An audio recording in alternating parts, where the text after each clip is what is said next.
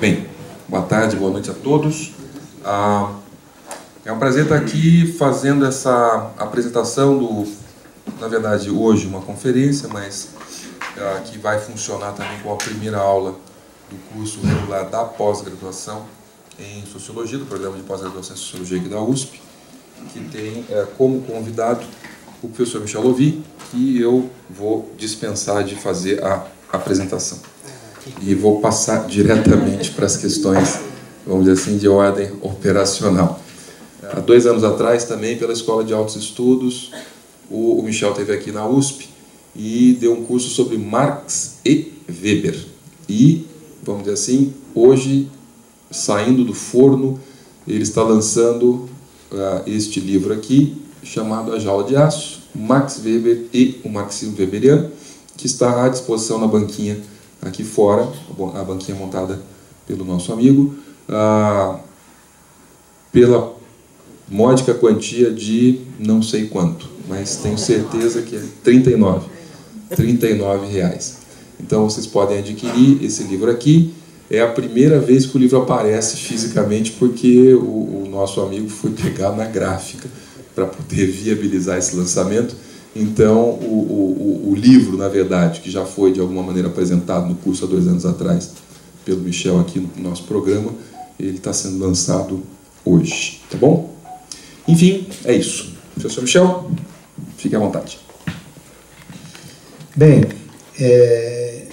para mim é sempre um grande prazer e mesmo uma emoção dar um curso aqui no Departamento de Sociologia, Ciências Sociais da USP, porque foi aqui que eu estudei, né? Há muitos anos atrás, muito antes de vocês terem nascido, né? Mas enfim, eu estudei aqui não, fisicamente, na Rua Maria Antônia, né? Mas era em Ciências Sociais da Universidade de São Paulo. Então, agradeço muito aos colegas do Departamento de Sociologia e ao amigo Rui Braga de me terem convidado. Bem, então, vamos entrar no assunto. E aqui é o seguinte. Bom, primeiro tem essa formalidade, uma lista de presença para os inscritos. Bom, na pós. Na pós, isso. Agora, eu gostaria que esse curso fosse participativo. O que quer dizer isso? Que vocês participem ativamente, não só fazendo perguntas, que é muito bom, mas também fazendo apresentações, né, na base do voluntariado.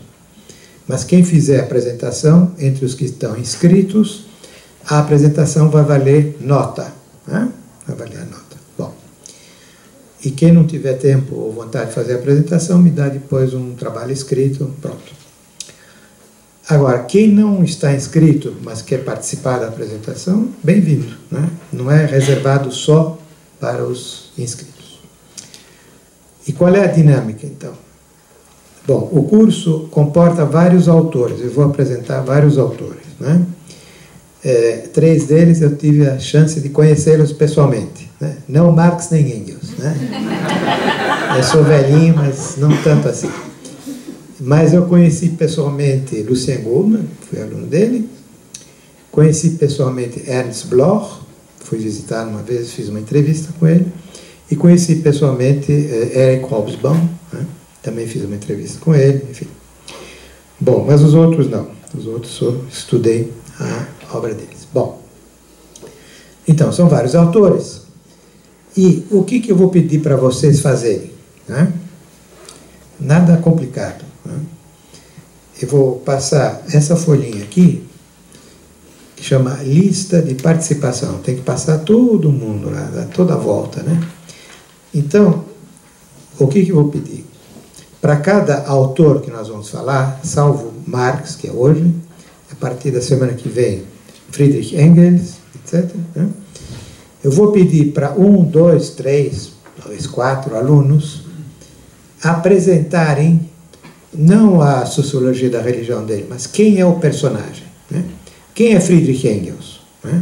O que ele escreveu, qual foi a atividade política dele, etc, etc, né?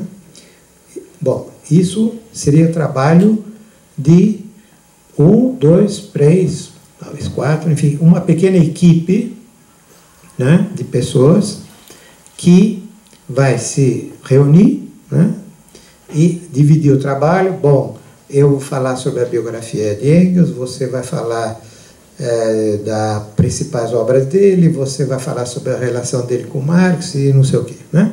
Se divide o trabalho. Se são 3, cada um vai falar 10 minutos para levar uma meia hora, né? Se é um só, ele vai falar uns 15, 20 minutos, enfim, flexível, né? Mas mais ou menos com esse formato, né? Então, é isso. Eu vou passar esse papel que chama lista de participação, né? Então, cada um de vocês que tiver vontade, tudo voluntário, né? Por exemplo, tem Friedrich Engels como sociólogo da religião, põe o seu nome aqui embaixo, né? Bem escrito, bem legível, né? Bom, vai passando a lista, no fim eu vejo, né, cada autor, Friedrich Engels, eu digo, bom, é fulano, cicrano, beltrano, bom, os 3 se levantam, vê quem é e tal, se põem em contato, preparam para a semana que vem, né? E assim por diante com os outros autores, né? Walter Benjamin, Gramsci, bom, vocês vão ver quem são os autores, né? Bom, está claro o procedimento, o formato? Bom, então, pronto, está passando a lista. Mais uma vez, quem não quiser, não está obrigado a fazer isso. Se ele está inscrito, em vez de participar com uma apresentação, ele vai me dar um trabalho escrito, bom, tudo bem, né? Não é uma obrigação. Quando essa lista terminar de passar, eu vou distribuir para vocês o programa do curso, que é o mesmo papel, mas para não confundir os papéis, né, vamos esperar um pouquinho, né? Por enquanto circula só essa tal lista de participação. Tudo claro até agora? Dúvidas? Objeções? Bom, perfeito. Então, eu acho que eu vou sentar do outro lado, sabe? É mais confortável. Um instante.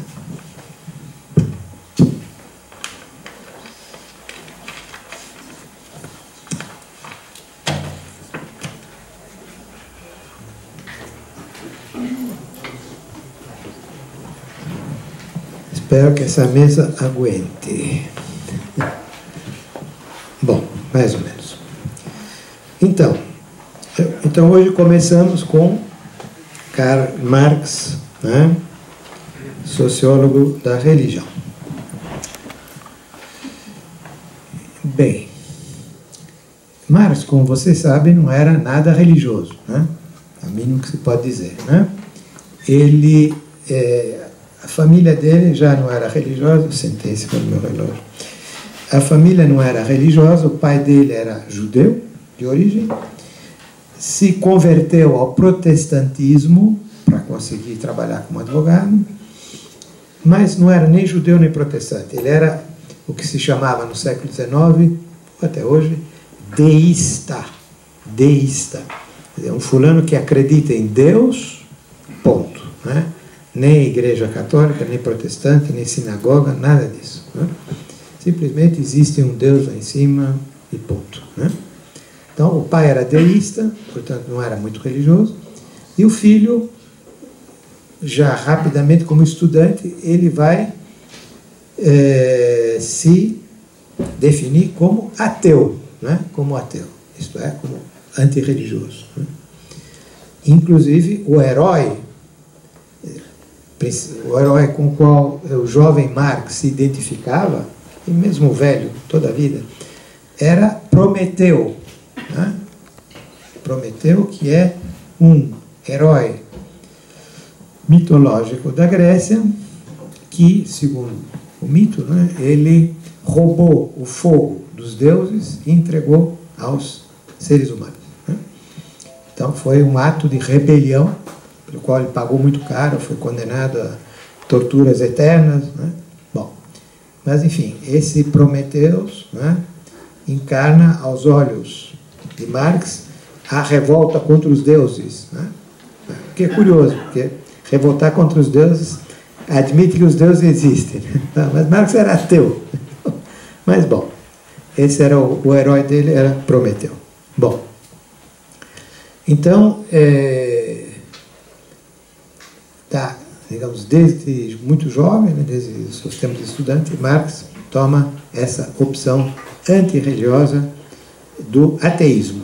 Não necessariamente materialista, em parte tem a ver com materialismo.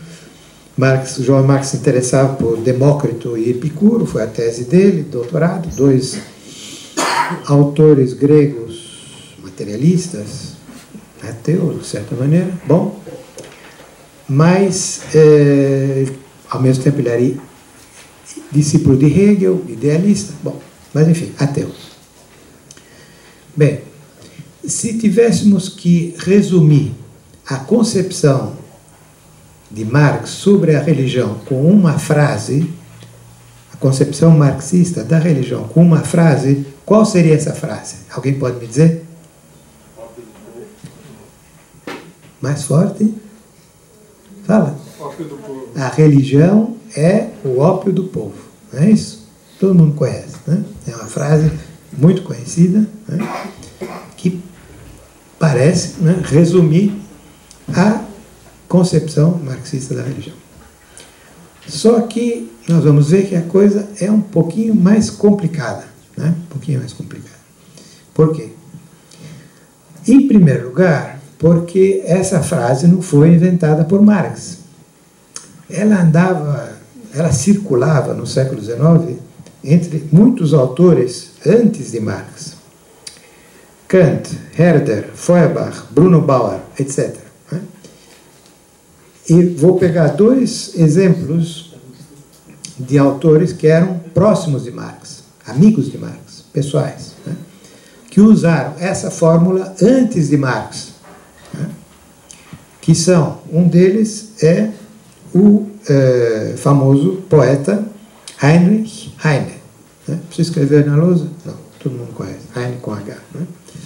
Bom, o Heine, nos livros dele, sobre um outro autor alemão chamado Ludwig Börne, tem uma frase sobre a religião como ópio, né? que é curiosa, porque ela não é totalmente negativa, mas ela é irônica. Né? Ela é irônica. Então, eu vou ler para vocês, né? Vou traduzir para vocês. Então, diz assim Heine: bendita seja uma religião que derrama no amargo cálice da humanidade sofredora algumas doces e soporíficas gotas de ópio espiritual, algumas gotas de amor, fé e esperança. Fim da citação. Então, vocês veem que ela é ambígua, né? Ela é irônica, mas não é totalmente negativa, né? Mas tem essa ideia que, no fundo, o ópio é adormecedor, é um produto soporífico, né? No século XIX, ainda não tinha se descoberto tanto o ópio como droga, já estava começando, mas era mais usado como calmante para as dores e soporífico para dormir, né? Até hoje, aliás. Então, isso é o Heine. Mais ou menos na mesma época, isso do Heine é em 1840. O outro autor, 1843, é chamado Moses Hess, também com H. Moses Hess, amigo de Marx. Socialista, comunista mesmo, né? Comunista utópico, comunista idealista, mas enfim, comunista. Bom, então diz Moses Hess também um texto com certa ambiguidade, mas crítico, irônico. A religião pode tornar suportável a consciência infeliz da servidão, da mesma maneira que o ópio é de uma grande ajuda nas doenças dolorosas, né? Então aqui o ópio é o calmante da dor, né? Então vocês veem, né? A expressão circulava, né? Tinha um caráter crítico, irônico, mas não totalmente negativo, né? E, portanto, Marx se inspirou, obviamente, nesses autores, né? Quer dizer, ele lia Heine, lia Moses César, muito próximos a ele, né? Então, não foi ele que inventou essa expressão, né? Simplesmente se serviu de uma expressão que circulava. Ela não tem nada de específico de Marx, né? Não é específica de Marx. Ela é uma ideia que andava no ar, né? E nós vamos ver que não só ela não é específica a Marx, como nós vamos ver que ela não é marxista. Bom, isso é um pouco mais complicado. Nós vamos ver daqui a pouquinho. Bom, agora, onde é que aparece essa fórmula famosa, religião? Aparece num ensaio de Marx chamado Introdução à Crítica da Filosofia do Direito de Hegel, 1844. Um artigo muito importante, muito interessante, que começa com uma crítica à religião. Marx diz que o começo da crítica é a crítica contra a religião, né?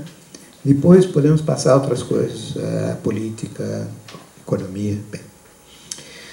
E como é que ele define a religião? Então aqui vem um parágrafo famoso, mas vocês vão ver que o parágrafo é mais rico do que simplesmente a fórmula conhecida, ópio do povo. Então, diz Marx: a miséria religiosa é, ao mesmo tempo, a expressão da verdadeira miséria e o protesto contra esta verdadeira miséria. A religião é o suspiro da criatura oprimida, o coração de um mundo sem coração e o espírito de um mundo sem espiritualidade. Ela é o ópio do povo. Fim da citação. Então, esse texto é eminentemente dialético, não é? A gente vê o método dialético hegeliano aqui, né? Quer dizer, a religião, por um lado, ela é a expressão da miséria real, né? Mas ela pode também ser um protesto, né? Tem essa, digamos, esse duplo sentido, né? Essa contradição, né? Dentro da religião. E a religião tem a ver com o coração e com o espírito, mas é o coração de um mundo sem coração, né? Então não há coração, né? Ela é o espírito do mundo sem espírito, né? Então, vocês veem todas essas contradições do fenômeno religioso. E no fim vem essa fórmula mordante, se diz mordante em português? Não. Enfim, picante? Não. Mordaz. Muito obrigado. Mordaz. O meu português já não é mais aqui. Mordaz. Crítica mordaz, irônica, né? Religião é ópio do povo. Bom, agora, como é que se situa Marx nesse momento, 1844, na reflexão crítica da religião, do ateísmo, digamos, dessa época, digamos, começo do século XIX? Havia duas concepções críticas à religião importantes. Uma que vinha da Ilustração Francesa, do século XVIII, que é o chamado modelo egípcio. Os filósofos da Ilustração, os enciclopedistas, Diderot, D'Holbach, D'Alembert, etc., tinham vários escritos sobre a religião, por exemplo, na enciclopédia, né, no século XVIII, só que eles não falavam da religião católica na França, porque senão eles iam para a cadeia, né? Então eles falavam do Egito. Eles diziam, no Egito tem uma religião que o que é? É uma conspiração de um grupo de parasitas que são os sacerdotes egípcios. Não estamos falando da igreja francesa, né? Esses sacerdotes egípcios, né, ao serviço do faraó, e não do rei da França, Deus me livre, né? Esses parasitas, sacerdotes egípcios ao serviço do faraó, né, são uns exploradores do povo, né, que inventaram essa história de culto do Deus, do sol e não sei mais o que, né, para enganar o povo, explorá-lo, né, e viver às suas custas. Né. Estou caricaturando um pouco, mas há um pouco essa ideia, né. Quer dizer, a religião como conspiração dos sacerdotes como casta parasitária. Obviamente é uma crítica virulenta contra a religião. Bem, essa é uma visão. Outra visão crítica da religião aparece na Alemanha, entre os chamados neo-hegelianos de esquerda, Feuerbach, por exemplo, e o jovem Marx. O jovem Marx era discípulo de Feuerbach, jovem Engels também, aliás, e era um neo-hegeliano de esquerda. Bom, então, o que diziam os neo-hegelianos? O que dizia Feuerbach? E a maior parte dos neo-hegelianos de esquerda, Bruno Bauer, etc. A religião é a alienação da essência humana. Isto é, Deus é uma fabricação das sociedades humanas. São os seres humanos que criaram Deus. Não é Deus que criou o ser humano, como está escrito na Bíblia, Adão. Não, é o ser humano que criou Deus. E ele projetou nesse Deus que ele criou, que ele inventou, todas as suas qualidades, né? A sua força, o seu poder, o seu conhecimento, a sua bondade, enfim, tudo ele projeta em Deus. Então, é uma alienação, né, da essência humana nessa figura inventada, criada, que é Deus. Né?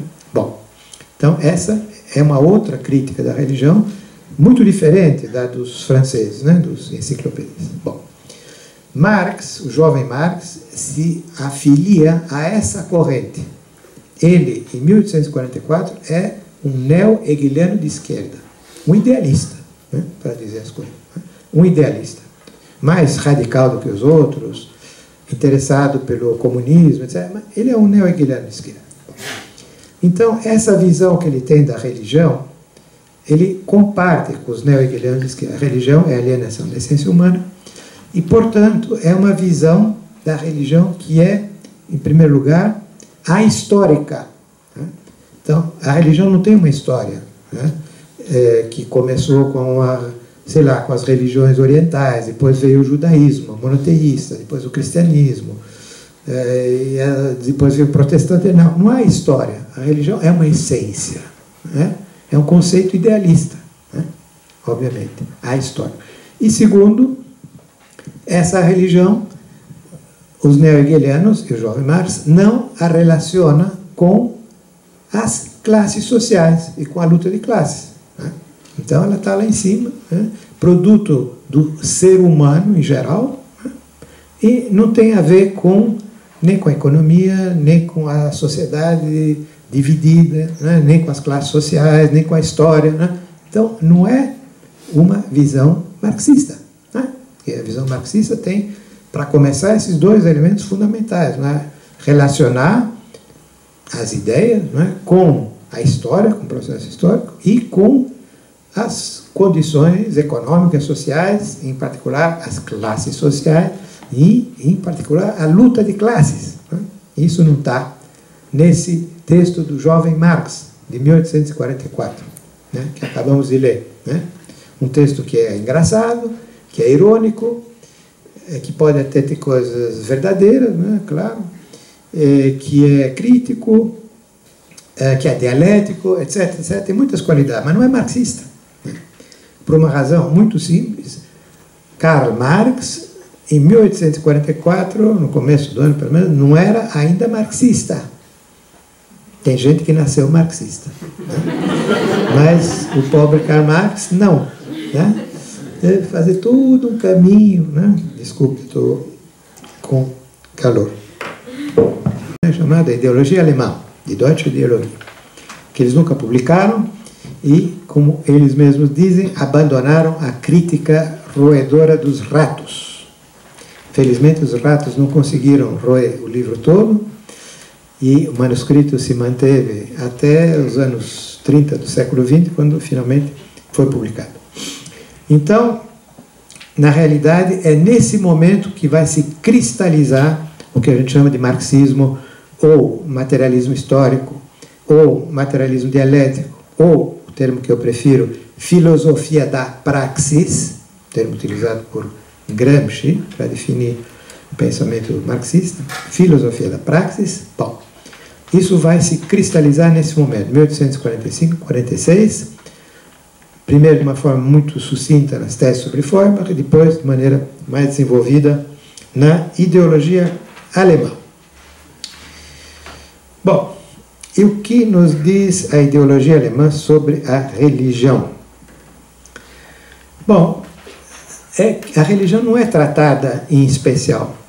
Ela é simplesmente vista por Marx e Engels como uma das várias manifestações, várias formas da ideologia, um termo muito complicado que não vamos poder discutir, ou, outro termo que Marx utiliza, da produção espiritual, geistige Produktion, de um povo.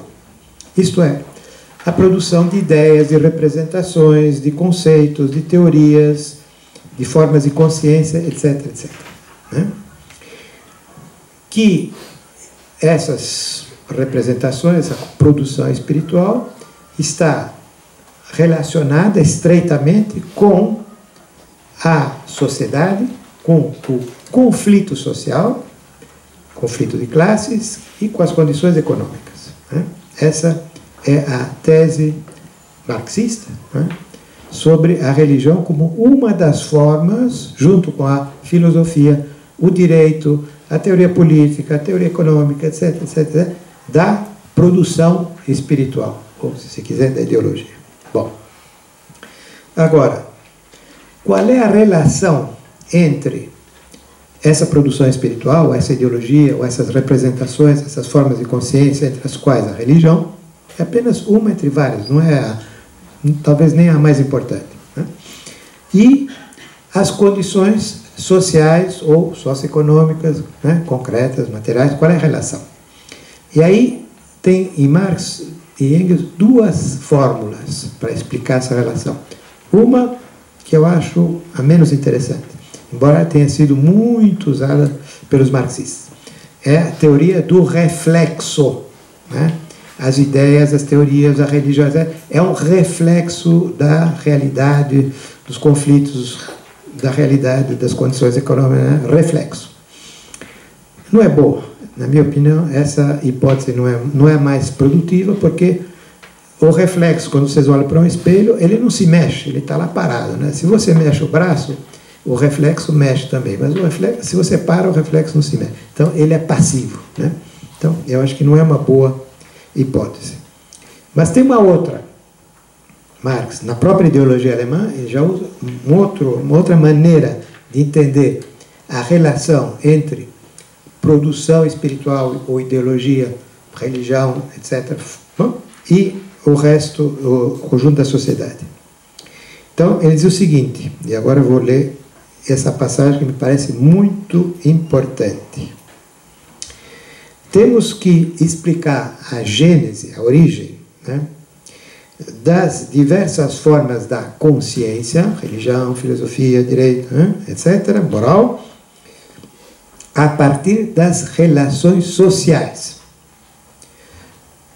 E agora vem a citação: o que permite, naturalmente, de representar a coisa na sua totalidade, na sua totalidade, e examinar também a ação recíproca dos seus diferentes aspectos.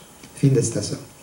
Nessa linha, acho que está quase tudo dito, né, sobre como o marxismo deve analisar, ou como o próprio Marx analisa a relação entre formas de consciência e relações sociais. Né. Primeiro, temos que ver a totalidade social, né? O processo social histórico é uma totalidade. Não dá para você separar uma parte e dizer, não, ela é diferente, ela tem a sua própria história. Né? Não. Quer dizer, a economia, as classes sociais, as relações sociais, o Estado, a política, as ideias, as representações, isso forma uma totalidade. Né? E nenhuma parte dessa totalidade pode ser entendida isoladamente. Tem que ser vista na sua relação com essa totalidade.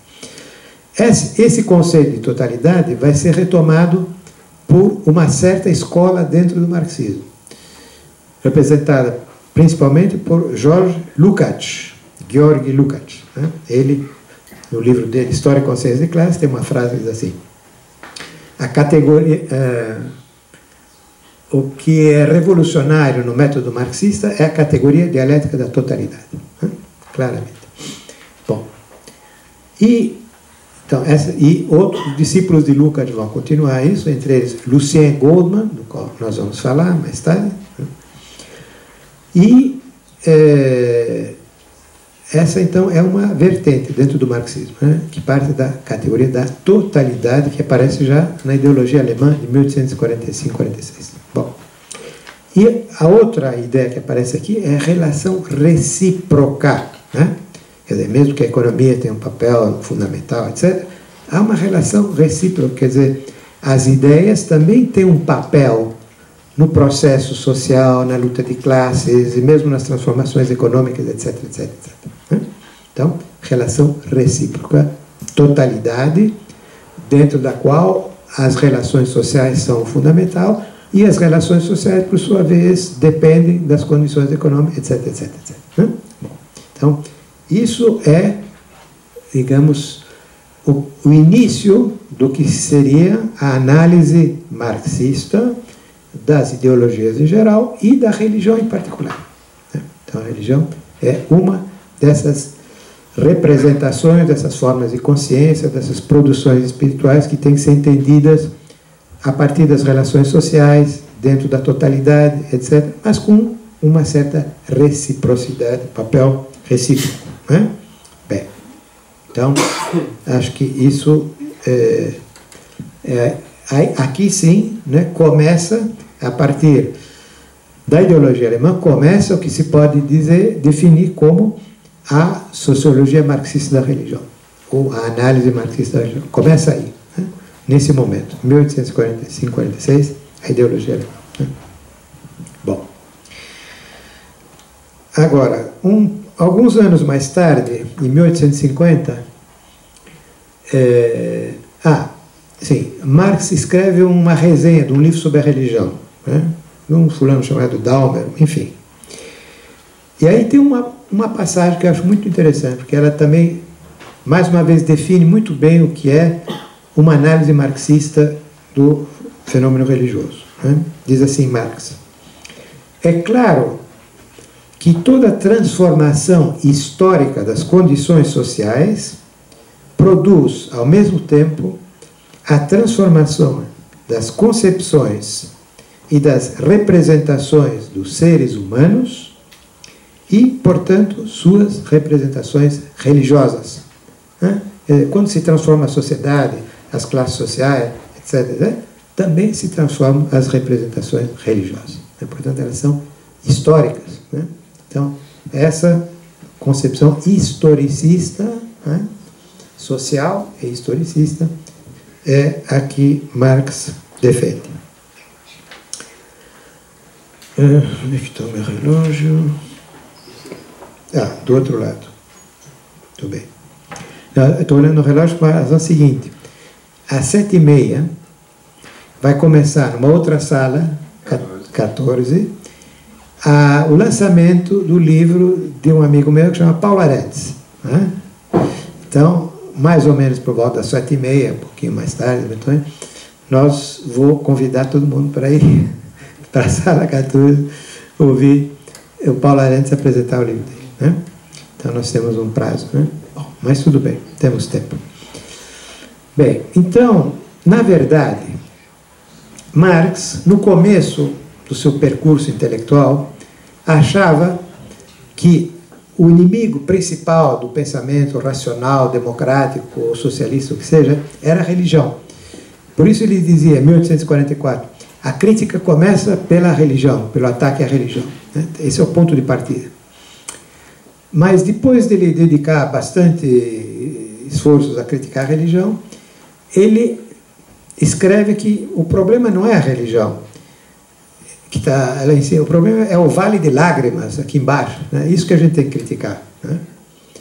Então temos que criticar a política, a estrutura econômica, social. Isso, a crítica tem que se tornar política, econômica e social. E deixar de discutir com os teólogos, provar que Deus não existe e tal, isso já interessa muito menos. Então, a partir desse momento, 1846, na ideologia alemã, quando Marx e Engels formulam, né, o método materialista histórico, ou a filosofia da praxis, Marx vai perder o interesse pela religião. Não Engels. Engels é outra história, que nós vamos ver na semana que vem. Né? Mas Marx vai desligar, né, o assunto religião. Né? Então, não interessa. Né? O que interessa é a política e a economia. Né? Bom, e a luta de classe. Então, ele vai deixar de escrever sobre a religião. Tem esse artigo que eu mencionei, de 1850, com essa frase que eu li. Né? E fora disso, muito pouca coisa. Muito pouca coisa. Então, temos que notar o desinteresse de Marx pela religião depois de escrever a ideologia alemã. O pouco que ele escreve sobre a religião aparece geralmente nos seus escritos econômicos, sobretudo no Capital. No Capital há algumas notas sobre a religião, curtas, né? Não é um tema de pesquisa. Ele não escreve um livro sobre um fenômeno religioso como Engels, vamos ver, né? Nem mesmo um artigo. Mas tem uma nota de rodapé no Capital, em que ele fala da religião. E essa nota de rodapé é fundamental, né? Fundamental. Ela é realmente muito importante do ponto de vista metodológico. Né? Então vamos estudar essa nota de rodapé do Capital, porque ela nos ensina muito sobre o que é o método marxista e a concepção de Marx sobre a religião. Então, Marx, nessa nota de rodapé, está respondendo a críticos do materialismo histórico, ou do materialismo dialético, ou do método marxista, críticos que diziam o seguinte: senhor Marx, o senhor quer dar uma explicação econômica de tudo, né? Mas nós sabemos que na Idade Média era a religião que predominava. E na Antiguidade, na Grécia Antiga ou em Roma, era a política. Né? Primeiro a política democrática, depois a política imperial, né? Mas era a política. Né? Então, na Antiguidade, a política, predominava a política, e na Idade Média a religião. E o senhor disse que é a economia que é o fundamental e tal, então o senhor não consegue explicar. Essa era a crítica. Agora, vamos ver o que responde Marx a essa crítica. A resposta é muito interessante. A Idade Média não podia viver de catolicismo, nem a Antiguidade de política. Né? Quer dizer, os seres humanos, tanto na Antiguidade como na política, precisavam comer, né? Portanto, plantar, trabalhar, produzir, né? Roupa, comida, casa, né? etc. Então, temos que partir dessa vida, né, material, concreta, né, porque os seres humanos não podem comer catolicismo nem política. Né? Então, Marx começa com esse argumento. Nem a Idade Média podia viver do catolicismo, nem a Antiguidade da política. As condições econômicas dessa época, Antiguidade para uns, Idade Média para outros, explicam, ao contrário, por que o catolicismo e a política jogaram, nesses dois casos, o papel principal. Em alemão, die Hauptrolle. Fim da citação. Muito importante. Então, Marx reconhece que durante a Idade Média a religião jogou o papel principal na vida social. Que é verdade, quer dizer, tudo era marcado pela religião, quer dizer, mesmo a atividade econômica era controlada pela religião, a atividade política do rei, né, do senhor feudal, tudo controlado, né, era justificado em termos religiosos, enfim, as guerras eram guerras religiosas, tudo era, banhava dentro desse, digamos, dessa substância religiosa. Então, Marx diz, bom, é verdade, né, a religião jogou o papel principal durante a Idade Média. E como a Idade Média durou 1000 anos, né, é muita coisa, né, não é um detalhe. Né, durante 1000 anos da história da humanidade, a religião jogou o papel principal, diz Marx. Mas, para entender por que ela teve um papel tão importante, precisamos precisamos estudar, examinar as condições econômicas, sociais, as relações sociais, as classes, etc, etc, etc. Bom, essa é a ideia de Marx. Então, vocês veem que o método materialista histórico não nega que a religião possa ter um papel muito importante, mesmo o papel principal durante toda uma época. Depois já não, Claro, na época moderna ela perdeu esse papel, mas durante muito tempo ela teve um papel principal, o que tem que ser explicado pelas condições econômicas. Como é que essa explicação Marx não deu? Como é que as condições econômicas da Idade Média explicam esse papel da religião?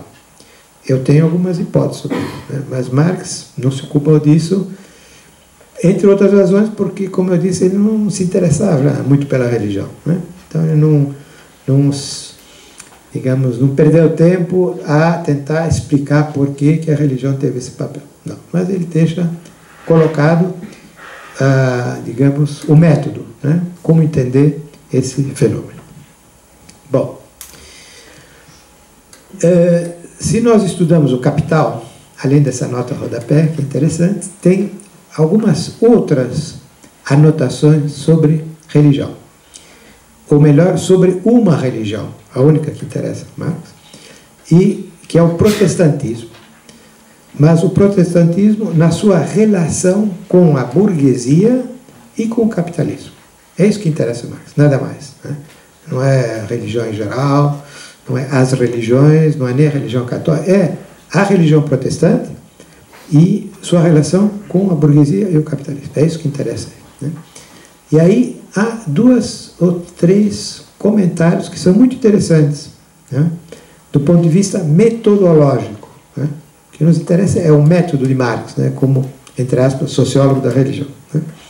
Então, o que ele vai dizer? Vocês vão ver que ele vai tentar analisar essa relação entre o protestantismo, a burguesia e o capitalismo sob vários ângulos. Não é uma análise unilateral. São vários ângulos em que ele tenta abordar a questão. Primeiro, ele diz assim: a religião protestante é um reflexo da sociedade burguesa. Bom, ele diz que Marx usa às vezes o conceito de reflexo. Bom, não acho que seja melhor, mas é uma das hipóteses que ele trabalha. Então ele diz assim: o mundo religioso é o reflexo do mundo real. Uma sociedade baseada na mercadoria, onde a força de trabalho se torna mercadoria. Essa sociedade encontra no cristianismo, em suas formas burguesas abstratas, protestantismo, por exemplo, o seu complemento religioso mais conveniente. Fim de citação. No Capital. Bom, essa citação é curiosa, porque ele começa falando em reflexo, mas ele termina falando em complemento, que não é a mesma coisa. Então, complemento é o conceito mais rico do que reflexo. Então, ele diz, a sociedade burguesa encontra o seu complemento religioso mais adequado na religião, no protestantismo, religião burguesa. Bom, então essa é uma primeira aproximação. Agora, então, teria um pouco essa ideia. Bom, o capitalismo produz, como reflexo, digamos, o complemento, o protestantismo. Ou a burguesia cria uma religião que lhe é adequada, que é o protestantismo. Então, essa é uma hipótese de Marx. Agora, no Capital, ele vai sugerir uma outra hipótese, que não é contraditória, simplesmente ela complementa, que é a seguinte: a religião protestante vai ter um papel como fator que vai favorecer o desenvolvimento do capitalismo. Tal relação recíproca.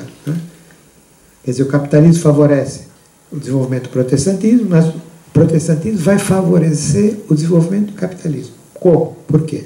Então, Marx vai dar alguns exemplos. Por exemplo, com a reforma protestante na Inglaterra, foram expropriadas as terras da Igreja Católica, onde viviam a maioria dos camponeses. Muitos camponeses viviam nas terras da Igreja, trabalhavam lá, tinham que pagar 10% o dízimo para a igreja, mas podiam viver lá. Com a reforma protestante, essas terras foram vendidas para proprietários burgueses, que não queriam esses camponeses na terra deles. Eles queriam pôr, em vez dos camponeses, gado, ou melhor, ovelha. Mas é a mesma ideia, né?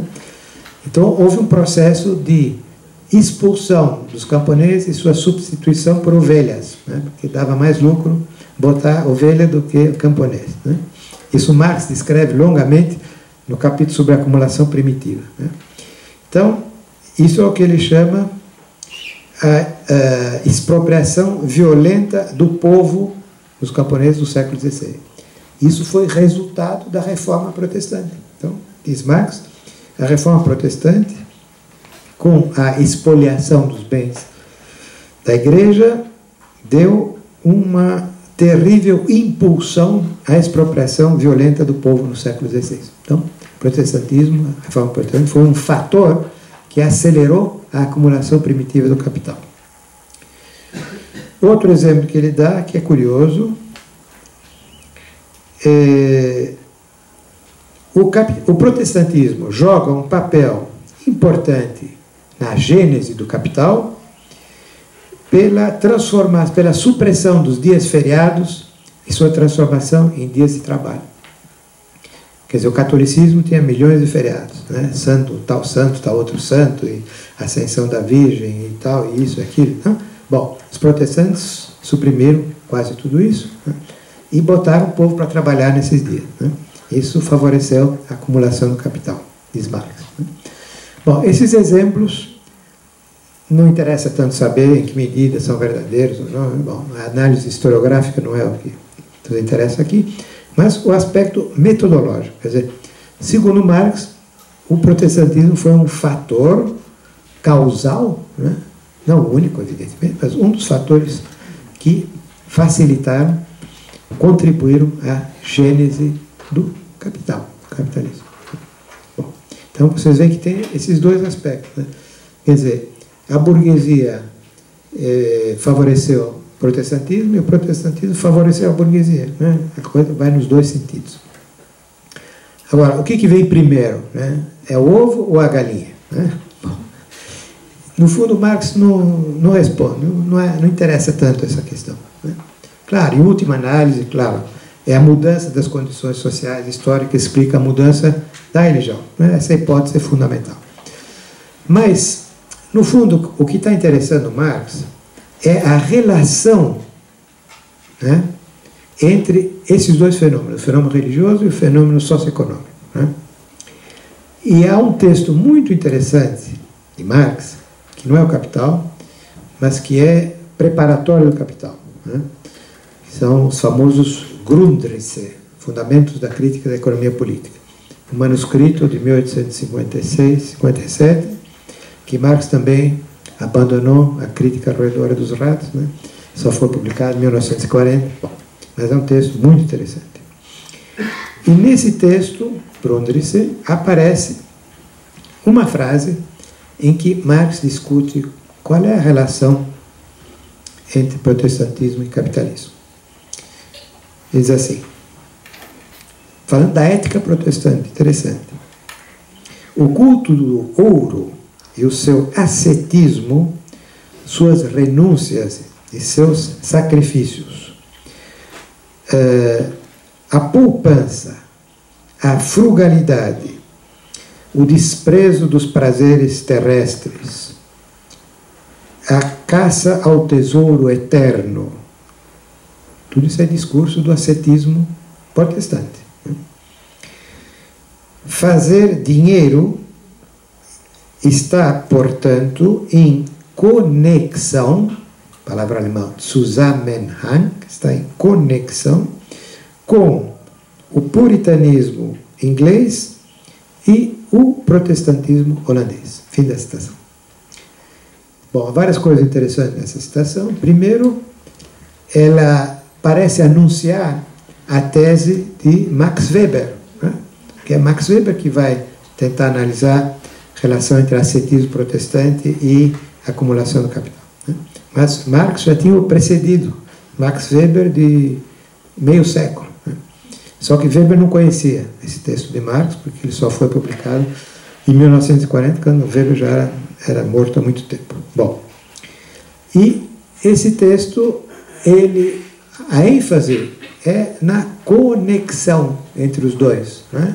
Ele não está tentando saber se é o protestantismo que favoreceu o capitalismo ou o capitalismo não. Ele está mostrando que há entre os dois uma conexão, né? Isso é muito interessante, do ponto de vista metodológico, né? Bem,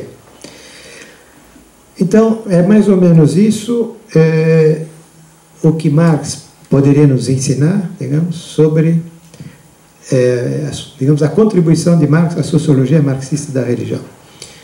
Para resumir, e antes de abrir para perguntas, na época de Marx e de Engels, né, existiam essas duas concepções críticas da religião. Claro, havia as concepções religiosas, né, dos teólogos oficiais, católicos, protestantes, judeus, seja o que for, né? Isso, claro, mas concepções críticas da religião havia, sobretudo, essas duas, né? A dos enciclopedistas, né? O tal modelo egípcio, a conspiração dos sacerdotes, parasitas, para enganar o povo e tal. Bom, e a dos neo-hegelianos, né? A religião, alienação da essência humana. Bom, então, Marx e Engels se interessam por essas duas concepções, eles vão estudar as duas, em parte vão utilizar, eles vão integrar essas duas críticas à religião, mas vão fazer o que se chama uma superação dialética, né? Aufhebung, como dizia Hegel, né? Quer dizer, ele tomou essas duas concepções, a materialista e a idealista, digamos, incorporou aspectos das duas, né? Mas propôs uma terceira, né? Uma síntese dialética, mas que é superior, né? A síntese dialética é superior, né? Quer dizer, uma nova concepção crítica da religião, que não é nem a dos enciclopedistas materialistas, nem a dos neo-hegelianos idealistas, mas é uma nova concepção da religião, que é essa, né, que a gente tem, digamos que eu tratei de resumir, né? Quer dizer, a religião tem que ser entendida como produto das relações sociais, do processo histórico, né? A religião é um fenômeno, faz parte das produções espirituais, das representações conscientes, das formas de consciência, etc., né? Que se transformam com a transformação das condições históricas, né? Se transformam e estão relacionadas com as classes sociais e com a luta de classes, né? Quer dizer, essa que é a inovação, né, de Marx e de Engels, né? Essa visão que, de certa maneira, podemos dizer sociológica, né? Porque ela analisa a religião em relação com a sociedade, né? Com as relações sociais de produção, relações sociais em geral, com as classes e com a luta das classes, né? Então, essa é a novidade, né, que traz Marx, mas também Engels, né, para entender o fenômeno religioso. Então, em certa medida, podemos então considerar Marx e Engels como fundadores de uma concepção sociológica do fenômeno religioso, né, não filosófica abstrata, né, ou não puramente conspirativa, mas uma análise sociológica do fenômeno religioso, né. Bem, então essa, digamos, é a contribuição primeira, né, é o início, né, do que vai ser a sociologia marxista da religião, da qual nós vamos falar nas próximas reuniões. E agora eu vou distribuir esse outro papelzinho para vocês. E a lista de assinar? Como? Espera aí, um instantinho. Deixa eu só distribuir isso aqui. Ups. Vai uma metade para esse lado aqui, por favor. E outra metade vai para o lado de lá. Pronto, é o programa do curso, tá? Não sei se vai dar para todos, mas, bom, deve dar para a maioria. Bem, então, é isso, digamos, para introduzir né, o que é a sociologia marxista da religião, mas, claro, nós vamos ver no resto do curso as diversas formulações da sociologia marxista da religião que são muito diferentes, né? Diferentes de Marx. O próprio Engels já é diferente de Marx, nós vamos ver, né? E os outros diferentes tanto de Marx como Engels, como diferentes entre si. Então, o campo da sociologia marxista da religião não é um campo homogêneo, não é que todo mundo diz a mesma coisa repetindo, né? Claro, há alguns elementos fundamentais que estão comuns, não é? Que é o que a gente viu hoje, né?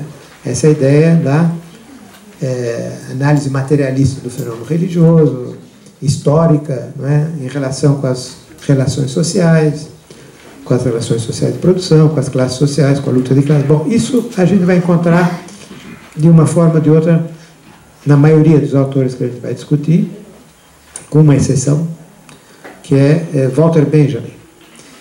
Porque Walter Benjamin era marxista, mas o texto que a gente vai discutir foi escrito antes dele se tornar marxista. Mas, bom, vamos fazer uma exceção, né? Mas os outros todos são marxistas, né?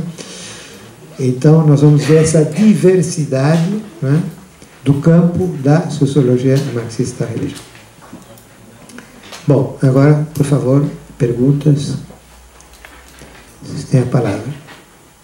As anotações que Marx fez do Tratado Político de Spinoza, ainda na fase idealista, você ouviu? As anotações do Tratado se isso para você tem alguma importância?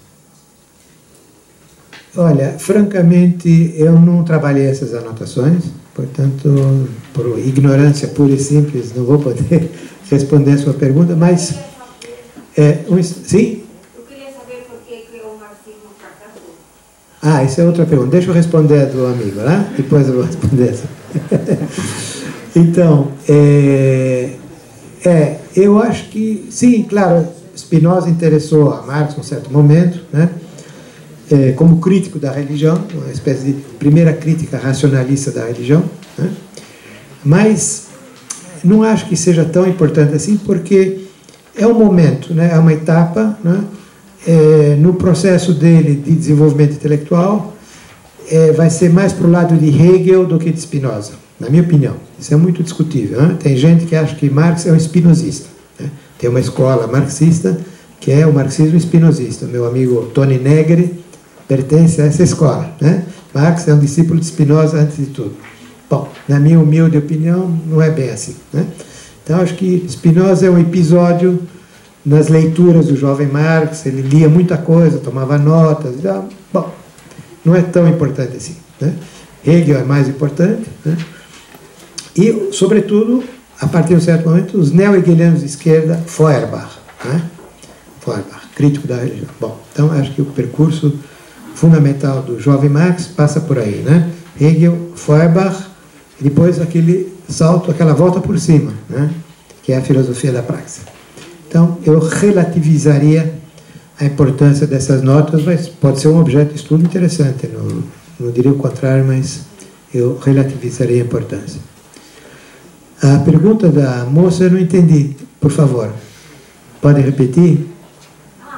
Eu queria saber por que o marxismo fracassou, porque ele fala tanta coisa, eu sou evangélico, ele fala que os evangélicos fazem isso aqui, mas Jesus veio por os pobres, ele não andava com eles, andava com os pobres, e Jesus falava, ama teu inimigo.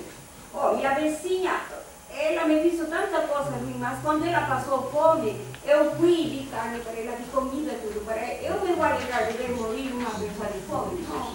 Então eu acho que tem coisas, Sim. coisas que é verdade. Pode ser cientista, pode ser 15 de falha, mas é verdade. 50% do que a pessoa fala é verdade, 50% não.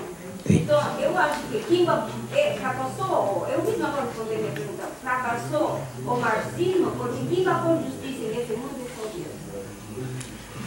Muito bem.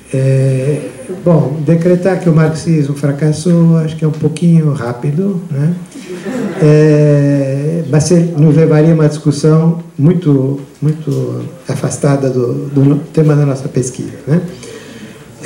Agora, saber se a religião tem verdades ou não, e se o que afirma os evangelhos aconteceu ou não aconteceu, está um pouco fora também da nossa temática. Nós não estamos discutindo se Deus existe ou não, se o evangelho é verdade ou não é.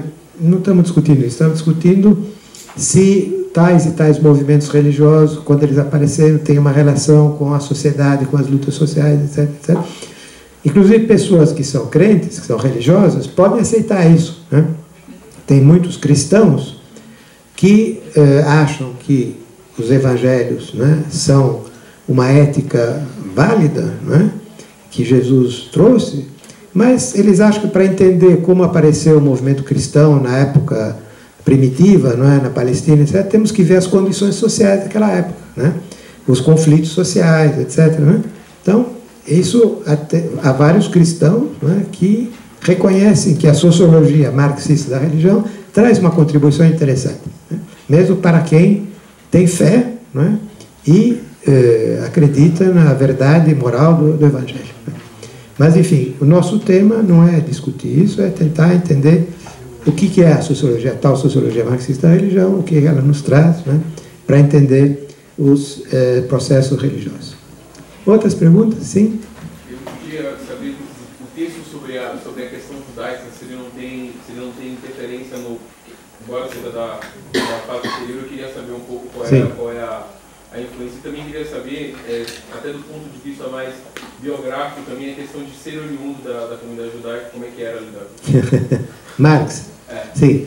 Sim, Marx era descendente de judeus, né, mas não tinha nenhuma relação com o judaísmo, já pelo fato do pai dele ter se convertido ao protestantismo. Mas, como eu disse, o pai dele não era nem judeu nem protestante, ele era deísta, simplesmente. E o jovem Marx, rapidamente, passou a ser ateu, né? Então, não havia uma relação positiva, nem com o judaísmo, nem com o cristianismo, nem com nenhuma religião, né? Bom, contrariamente a Engels, né? Nós vamos ver que o percurso de Engels é diferente. Mas o jovem Marx, logo já, como estudante, ele já rompeu com qualquer fé religiosa. Quer dizer, provavelmente nunca teve uma verdadeira fé religiosa. Bom, agora, o texto sobre a questão judaica, certo, faz parte dos escritos do jovem Marx neo-hegeliano de esquerda, né? E, bom, já é uma primeira tentativa de análise materialista de uma religião, a religião judaica, mas também muito abstrata, porque a religião judaica também tem uma história, né? Quer dizer, o judaísmo da Bíblia é uma coisa, o judaísmo da Idade Média já é outra. O judaísmo da Alemanha do século XIX, de que falava Marx, é outra muito diferente. E o judaísmo da Rússia e da Polônia nada tinha que ver com esse da Alemanha, né, etc. Então, o jovem Marx, ao escrever a questão judaica, está se movendo numa discussão abstrata, não é? Da essência do judaísmo. Como ele discutiu da essência do cristianismo, ele está discutindo da essência do judaísmo, né? Em termos ahistóricos, abstratos. Então eles, não, a essência do judaísmo tem a ver com dinheiro e não sei o quê. Bom, certo? Bom, uma análise bem discutível, digamos, né? Mas, sobretudo, não é uma análise materialista, não é? Histórica, do que foi o judaísmo, a religião judaica, como ela evoluiu, as suas contradições, como ela é atravessada pelo conflito de classe, né? Porque tem a religião dos de cima, a religião dos de baixo, dentro do judaísmo, etc. Não, isso outros vão fazer, né? Outros marxistas vão fazer sobre o judaísmo. Mas Marx, nesse texto, a questão judaica, ele ainda está se movendo numa metodologia, numa visão que é a do hegelianismo de esquerda. É isso, eu diria. Sim.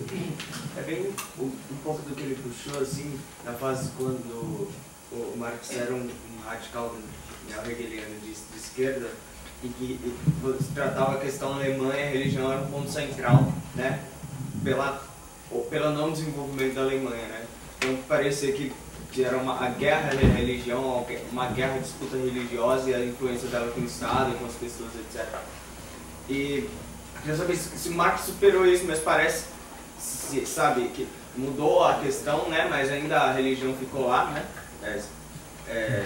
como tema, E eu fico pensando depois, quando as pessoas foram ler Marx, e parece que interpretaram de alguma forma estranha, vamos, sei lá, ver o processo revolucionário russo, saíram explodindo igrejas na Rússia, na Polônia, em vários lugares, né, do leste europeu, e parece muito com um sentimento dos neo-hegelianos de esquerda de fazer uma guerra contra a religião, não sei, parece um erro de interpretação, coisa do tipo, sabe?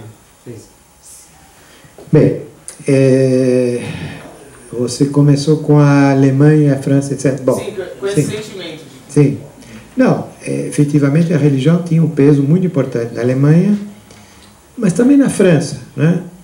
E, aliás, paradoxalmente, quando Marx em 1844 veio para Paris, esse artigo que a gente está discutindo sobre o ópio do povo, né, de 1844, foi publicado numa revista que chamava Deutsch-Französische Jahrbücher, Anais Franco-Alemães, que era para ser franco-alemão, quer dizer, era para ter autores alemães e franceses. E Marx se dirigiu a alguns socialistas ou comunistas franceses, dizendo: vocês não querem escrever nessa revista? E aí eles discutiram e descobriram que tinha um desacordo. Marx e Engels eram ateus e os tais socialistas e comunistas franceses eram religiosos, se consideravam cristãos. Diziam que Cristo foi o primeiro comunista, né? Então, houve um problema aí, uma briga, e o resultado da briga é que a tal revista franco-alemã, né, os tais anais franco-alemães, acabaram sendo alemães unicamente. Não tinha nem o autor francês. Por causa dessa briga sobre a religião. Né? E, paradoxalmente, Marx e Engels, que viviam num país talvez mais religioso que era a Alemanha, os franceses que viviam num país que já tinha conhecido uma certa secularização com a Revolução Francesa, eram os mais crentes. Né? Bom, então esses paradoxos. Agora, fazer um balanço das revoluções do século XX, a Revolução Russa, a Revolução Chinesa, a Revolução Cubana, etc., etc., o que aconteceu com a religião, os conflitos, etc., é outro assunto, né, que eu não vou poder tratar, é um tema amplo, né, existe toda uma bibliografia muito boa sobre isso. Posso recomendar um livro de um autor chamado Arno Mayer, que se chama, se não me engano, As Fúrias, né, que é sobre a guerra civil na Rússia, né, e o papel da igreja nessa guerra civil, o enfrentamento com a igreja, por que houve esse enfrentamento com a igreja. É tudo ali analisado de maneira interessante, próxima do marxismo, porque o Arno Mayer é um sociólogo próximo do marxismo, mas é um tema que eu não vou poder discutir agora, que seria um outro tema, outro assunto. Né? Sim, por favor. Como se dá a luta de classes nessa sociologia marxista da religião? Como se dá a luta de classes? Bom, a luta de classes não está definida pela religião, está definida pelas relações sociais de produção, pelo Estado, pelas condições históricas, etc. Né? Quer dizer, Marx começa o Manifesto Comunista com aquela famosa frase, né? Toda a história da humanidade é a história da luta de classes. Né? Senhores escravos contra escravos, ou melhor, escravos contra senhores escravos, servos contra senhores feudais e agora proletários contra a burguesia. Então, para Marx e Engels, né, os dois compartem isso, a luta de classes é um vetor fundamental para entender o processo histórico. Claro, essa luta de classes ela tem fundamentos econômicos ou socioeconômicos, tem a ver com as formas de propriedade, né? Propriedade de meios de produção, etc., com as relações políticas, estruturas políticas, jurídicas, não a escravidão é uma estrutura política e jurídica, né? Não só econômica, e, bom, e com o processo histórico. Então, essa é, digamos, um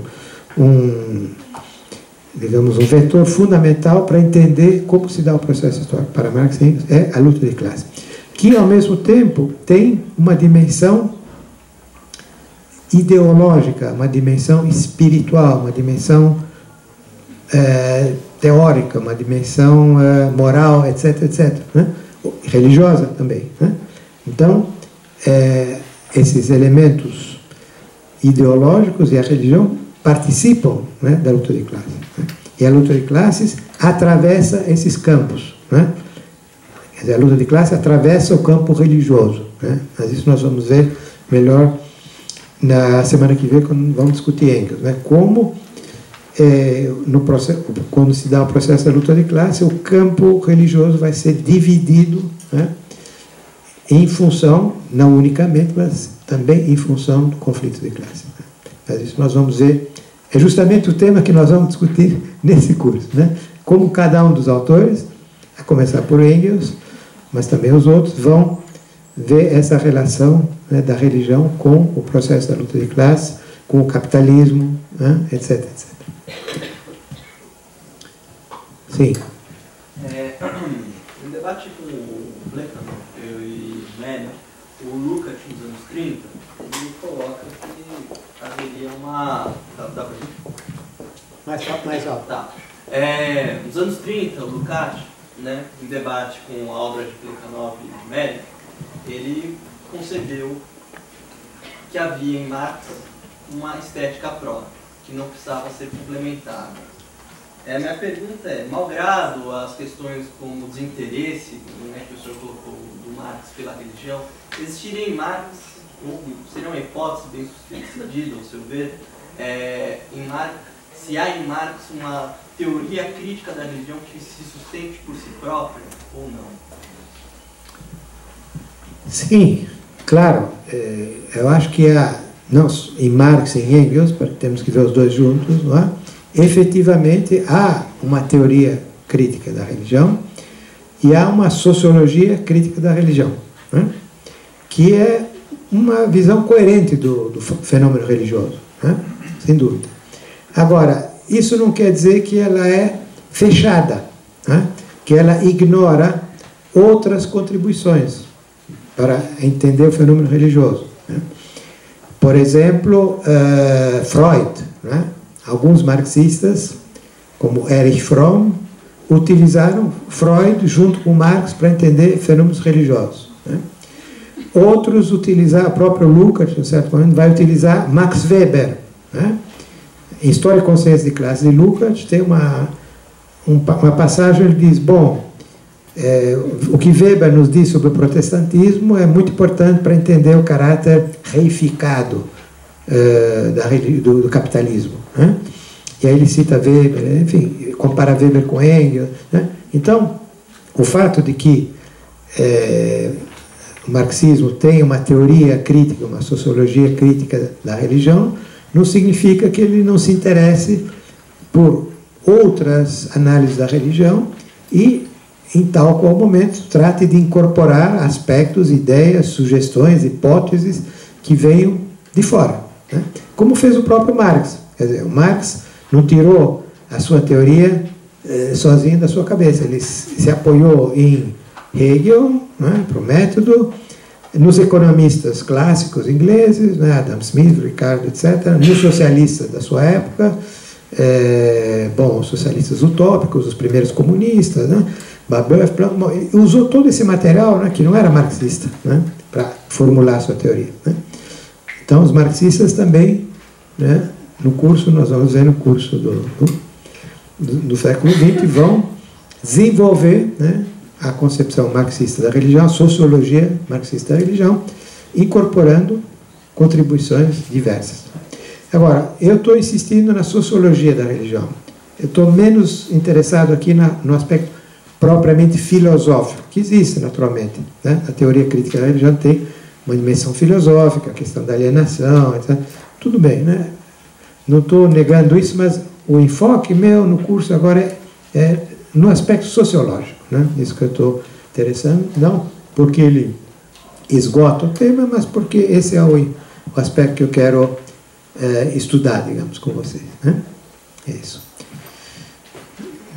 Bom, mais uma última pergunta. Depois vamos ouvir nosso amigo Paulo Arantes. Mais forte, que eu sou meio duro de orelha. Como? Darwin. Ah, Darwin. Tá. Sim e não. né? Quer dizer, claro, Darwin foi muito importante para Marx e Engels, né? Eles viam como uma contribuição para o materialismo histórico, para uma visão materialista da origem das espécies, da espécie humana, contra o discurso religioso, né? Claro, da criação de Adão e Eva. Então era uma arma, né? Mas, digamos, na época em que foi publicado o livro de Darwin e tal, Marx e Engels não estavam tão interessados na polêmica com a religião, né? Engels um pouquinho, Marx não. Então, o que interessou para eles em Darwin é mais Darwin como grande pensador materialista, digamos, né? E o fato de que a teoria dele desmoronava com o discurso religioso, né, de Adão e Eva, bom, isso eles não deram muita importância, né? Então, eu acho que não é um fator fundamental, mesmo porque a concepção da religião dele já estava totalmente formulada, desenvolvida, quando aparece o livro de Darwin. Então, não é em função disso que eles vão formular a sua concepção da religião, né? Ok, pessoal, vamos parar por aqui, o assunto está começando.